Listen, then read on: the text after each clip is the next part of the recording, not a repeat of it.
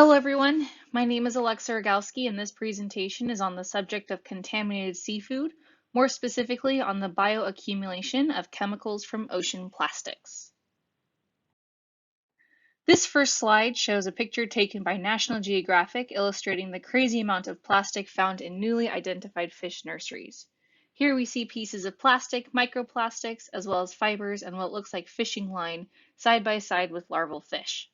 These larval fish in these nurseries are eating these plastic fragments along with their natural food sources and are then in turn eaten by organisms higher up in the food chain, such as larger fish, seabirds, or even humans. These animals in turn ingest those same plastics, making themselves sick. These plastic particles and the chemicals associated with them have the potential to move up the food chain due to a process known as bioaccumulation, which we will go over in more detail later. Of the 300 million tons of plastic produced every year, about 8 million tons of plastic end up in the ocean. For those of you who are like me that have a difficult time visualizing just how much plastic that is equivalent to about 15 trucks dumped into the ocean every day, or about 2 Empire State Buildings worth of plastic a month.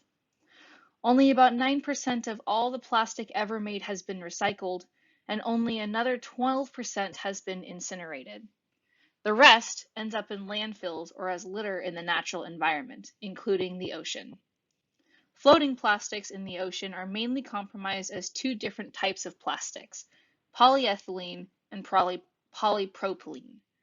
Common items of polyethylene include plastic bags and six-pack rings, while common polypropylene items include reusable containers and bottle caps.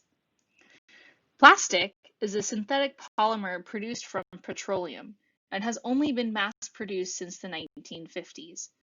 It is ideally suited for a wide variety of uses, including packaging, household and sports equipment, vehicles, electronics, and agriculture.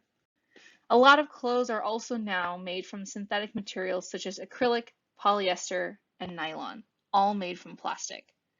The use of plastic products is so popular because it is cheap, lightweight, strong, and malleable, and many are designed to be used quickly and then thrown away.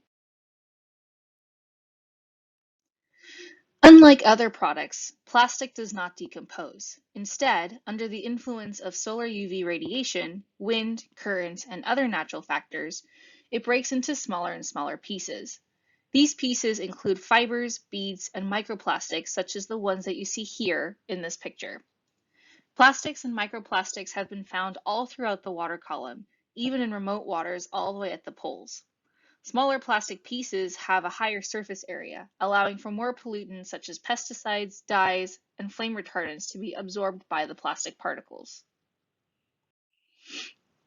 Now let's talk more in detail about some of the chemicals associated with ocean plastics.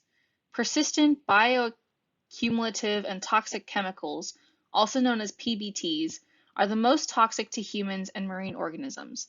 These are dangerous because they resist degradation and can last in the environment for years, even decades, accumulating at various levels throughout the food chain. Persistent organic pollutants, or POPs, include chemicals such as DDT, dioxins, and PCBs. These are especially persistent, bioaccumulative, and toxic to humans and marine organisms. Both PBTs and POPs have a low water solubility, or are hydrophobic, meaning they do not dissolve well into the water but dissolve well in fats and lipids. The chemicals that don't dissolve into the water then settle to the sediment on the ocean floor or concentrate at the sea surface. Another factor of these chemicals is the ability to, quote, sorb or take up or hold to plastic debris.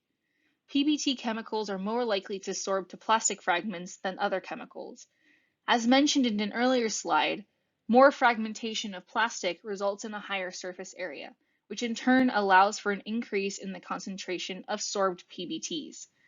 Different pollutants sorb to different types of plastics in varying conditions depending on the concentration of PBT in seawater and the amount of plastic particle surface area available. If there's a higher amount of PBT in seawater and a higher amount of surface area available, you will have a higher concentration of sorbed PBT chemicals. So the biggest question is, why is all of this so important? Marine organisms can mistake plastic pieces in the ocean for food based on how it looks or how it smells. These plastic pieces become ingested by fish and other marine mammals, introducing hazardous chemicals to their bodies, which can then end up being consumed by animals higher up in the food chain. Plastic pieces invisible to the naked eye have been found in everything ranging from tap water, beer, salt, and all water samples. Chemicals included in production of plastic material, not including contaminants sorbed to plastic surfaces, are known to have carcinogenic effects and have been found to interfere with the endocrine system.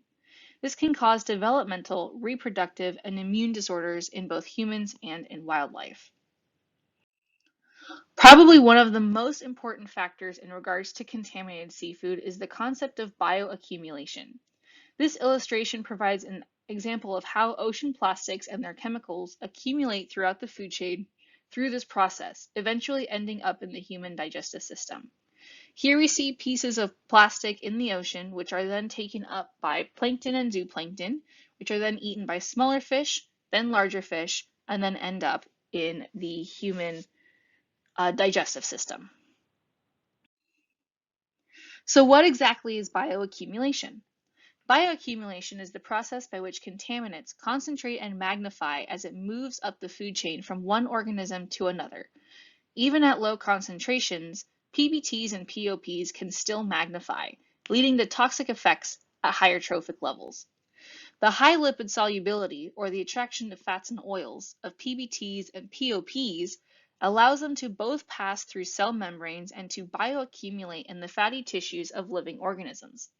This can be extremely problematic for mammals, as the chemicals can be passed through the placenta and breast milk to developing offspring, who then receive the highest dose of the toxins. In humans, this can potentially cause health issues such as skin irritation, respiratory problems, cardiovascular disease, digestive issues, reproductive issues, and cancer. All are currently being investigated. Now, this does not by any means have to be all bad news. There are steps that we can take as businesses, organizations, governments, and consumers alike to reduce the potential harm in the future caused by plastic pollution. One of the most important and biggest steps that consumers and businesses can do is to reduce their own plastic consumption. As mentioned earlier, the use of plastic products is so popular because it is cheap, lightweight, strong, and malleable, and many are designed to be used quickly and then thrown away. By choosing to use reusable products or refusing to use plastic in the first place, we reduce the amount of plastic ending up in landfills and eventually the ocean. Governments around the world are also beginning to enact policies aimed at banning single-use products and packaging, as well as reducing overall plastic waste. These policies raise awareness to the problem as well as change consumer and business behavior by driving the market for better alternatives. Consumers can also help reduce plastic waste by participating in plastic cleanups and recycling to help reduce pollution. By using less and recycling more, consumers can send signals to businesses and governments that we need a change. Last but not least, more good news. The U.S. federal government introduced a bill on February 11, 2020, to set forth requirements related to waste and recycling collection systems. The bill, dubbed the Break Free from Plastic Pollution Act of 2020, would make certain producers of products fiscally responsible for collecting and managing products after consumer use, as well as establishing minimum percentages of products that must be reused, recycled, or composted after use. Beginning on January 1st, 2022, a variety of single-use plastics would be required to be phased out, such as plastic straws or plastic utensils. Finally, the bill would establish limitations on the export of U.S. plastic waste to other countries. This bill, introduced in the House by Representative Alan Lowenthal from California, is co-sponsored by 91 other Democrats from all over the country and has been referred to the House Transportation and Infrastructure Subcommittee on Water Resources and Environment. A related bill has also been introduced to the Senate, where it was read twice and then referred to the Committee on Environment and Public Works.